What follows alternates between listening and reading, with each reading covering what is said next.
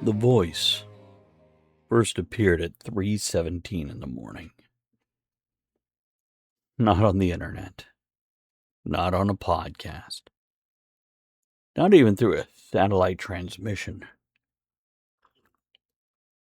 On an old AM radio sitting on a dusty shelf in an abandoned ranger station. A voice. Calm, warm, almost cheerful. The sort of voice that belonged to someone who had spent years talking to strangers in the dark. The message was simple. Good evening, travelers. This is Station KEND, still broadcasting from somewhere beyond the horizon. Tonight's weather remains clear. The stars are beautiful. If you're still out there, you're not alone. Then came music. Scratchy jazz record. The kind nobody had played in decades. The strange thing wasn't the transmission. The strange thing was that, according to every official record, there was nobody left alive to send it. Welcome back to Tavern Reflections. Pull up a chair, pour yourself something warm, and settle in beside the fire for tonight's reflection. Tonight's story takes us into a quiet future where the lights have gone dark, the cities have fallen silent, and somewhere in the endless static, one final radio station continues to broadcast. Not because anyone is listening, not because anyone asked it to, because that's what it was built to do. Cloud Source once observed, the last purpose standing often becomes the first myth, because these things are cyclical. Tonight's reflection might be one of those myths. And if you enjoy strange stories, lonely places, and wandering through the edges of reality, more strange doors await at TravisSivart.com. Now, let's tune in to that radio station. Nobody knew exactly when the world ended. The collapse hadn't arrived all at once. There was no meteor, there was no invasion, no single day people circled on calendars. The world simply became smaller or quieter. Maybe it was more distance. First came the blackouts, then the shortages, then empty roads, then long stretches where nobody heard from anyone at all. Entire cities remained standing. Buildings remained, roads remained, even electricity lingered in strange little pockets. But people gradually vanished from daily life. Some left, some hid, some died. Most simply disappeared into the vast silence that follows every civilization, eventually. The radio station remained. KEND had once served a small desert town somewhere west of nowhere and east of Forgotten. The station was never particularly important. It wasn't famous, it wasn't important. It wasn't influential. It wasn't one of those legendary broadcasts that changed history. It played music, read weather reports, advertised local diners, interviewed farmers, hosted call-in shows about fishing and weather and things people cared about before the world became complicated. The station occupied a small, square, squat concrete building beside a lonely highway. Just a couple rooms, Its transmission tower rose above the desert like a steel skeleton, reaching towards empty sky. When everything else failed, somehow KEND kept going. No one knew why, no one knew how. Yet every night at precisely midnight, the station came alive. Same voice, same sign on, the same music. Broadcasting into darkness, broadcasting to nobody. Or so everyone assumed. I like to think maybe it was Jack Tucker looking out for everyone still. But anyhow, years later, a traveler named Jonah found the signal. He'd been crossing the desert alone for months. Fuel scavenged from wherever he could find it, food rationed. The old truck groaned over cracked highways that no longer led anywhere important. Civilization existed mostly as memories and rust. Jonah had grown accustomed to silence. It's one of the first lessons the New World taught. Silence. Not the absence of sound, the absence of people, the rushing, the hubbub, the general murmur of existence that we bring to the world. Wind still existed, birds still existed, rain still existed. But conversation had become rare enough to feel precious. The radio sat on his passenger seat, mostly for comfort, mostly because humans dislike complete silence. Most frequencies carried only static, white noise, occasional bursts of interference, the odd sunspot, I guess. Fragments of old signals bouncing through the atmosphere like ghosts that hadn't realized they were dead. Then came the voice. "Good evening, travelers." Jonah nearly drove off the road. He pulled onto the shoulder and cranked the volume as high as he could get it and listened. For the first time in years, another human voice filled the truck. It was warm, steady, familiar. The broadcaster spoke about weather patterns that no longer mattered. Old roads, constellations, forgotten towns. Sometimes he played records. Sometimes he read poetry. Bad poetry. But isn't all poetry bad unless if you wrote it? Sometimes he simply talked, as though listeners still existed, as though somebody might still be driving beneath the stars. Jonah listened all night. Then he followed the signal. The journey took 6 days. The signal grew stronger with every mile. The landscape became emptier. Desert stretched endlessly beneath pale skies. Telephone poles leaned beside abandoned roads. Dust, grit, drifted across faded line markings in the lanes. Entire towns appeared and disappeared on the horizon. Empty diners, vacant motels, gas stations with prices frozen from years in the past. Yet every night the voice returned, never mentioning the collapse, the disappearances, never acknowledging the loneliness, never asking questions, just broadcasting, steady, reliable, present. By the time Jonah reached the station, he felt like he already knew the man speaking, like we often do with radio personalities or movie stars.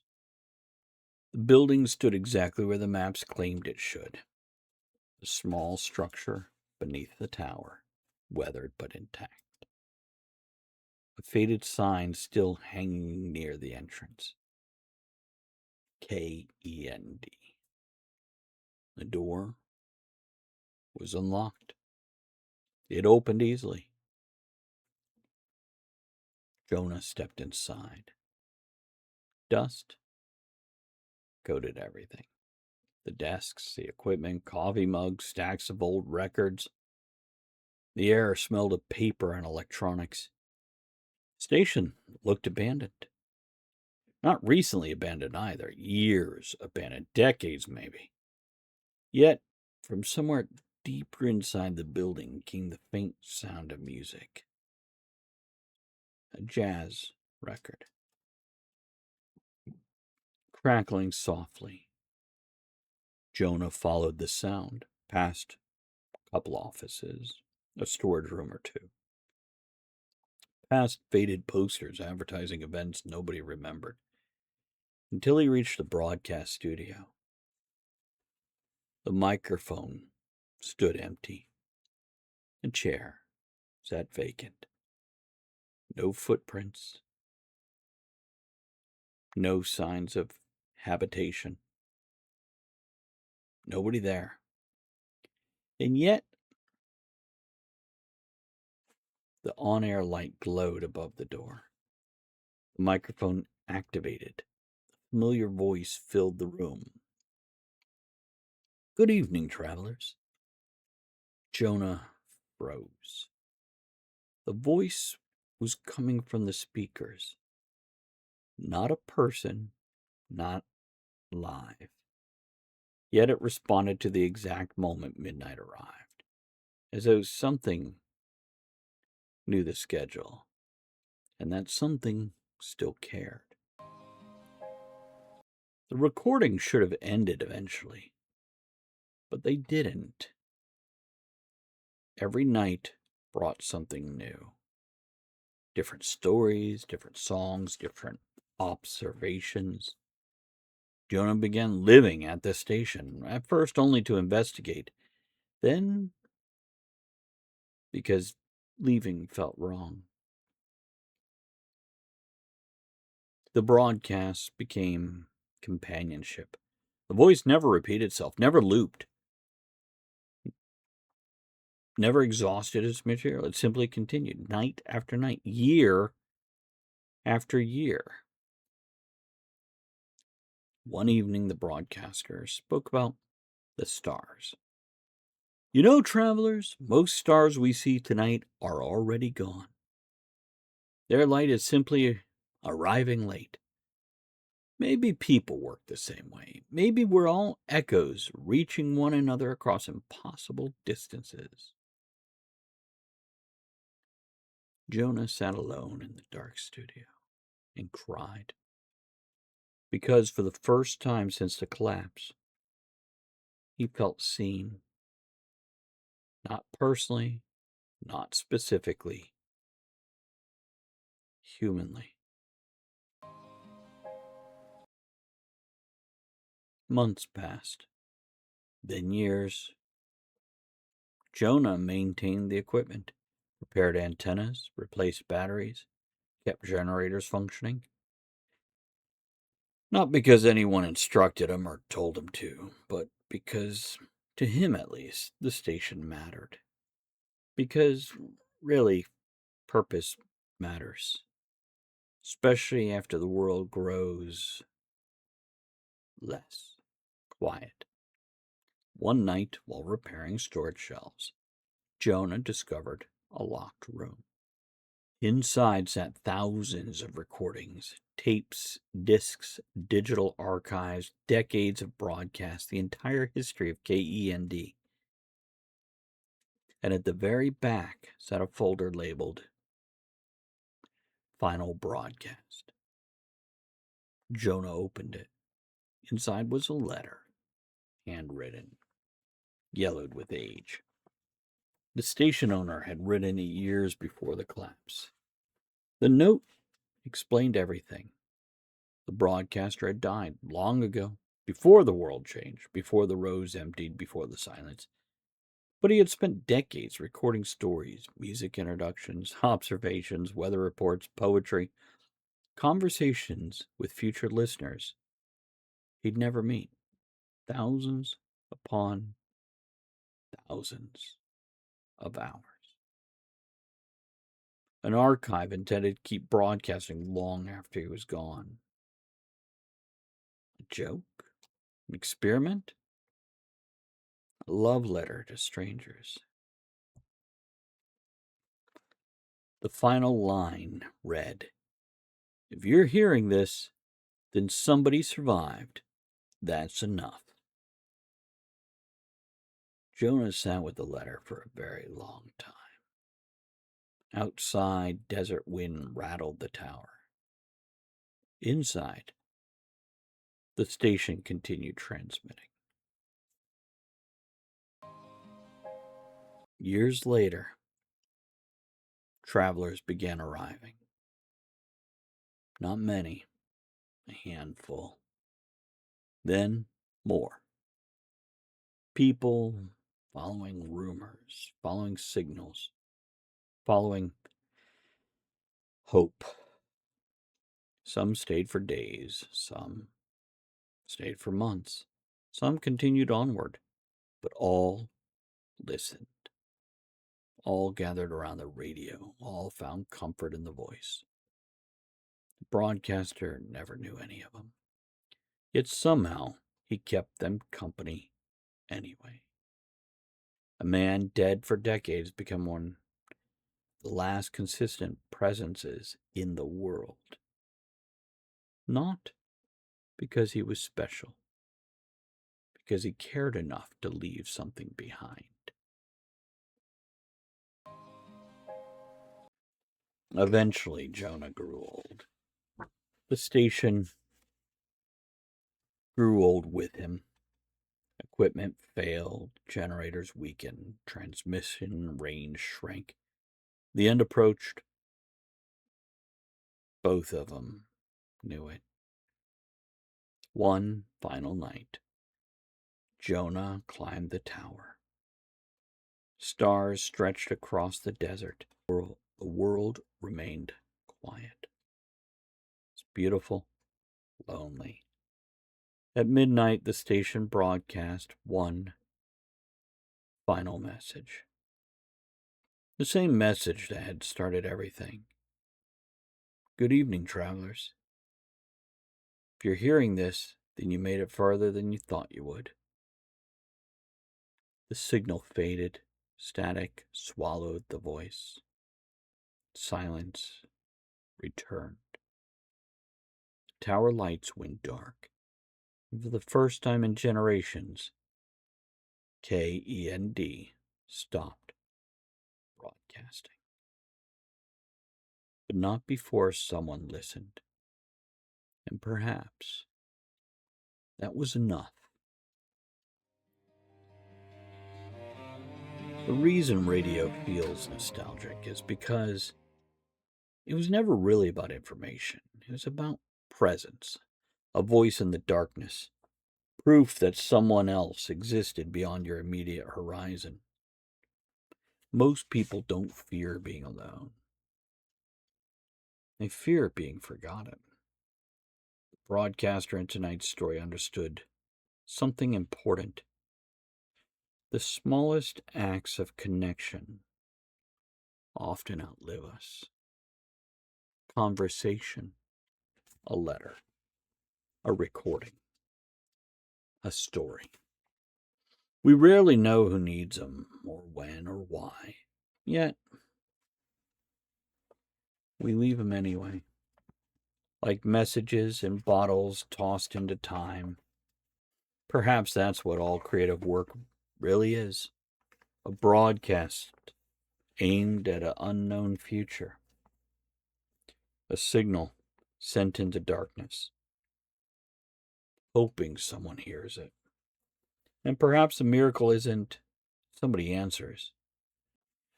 Perhaps the miracle is simply that we keep transmitting. So thank you for spending part of your time, part of your evening here in the tavern.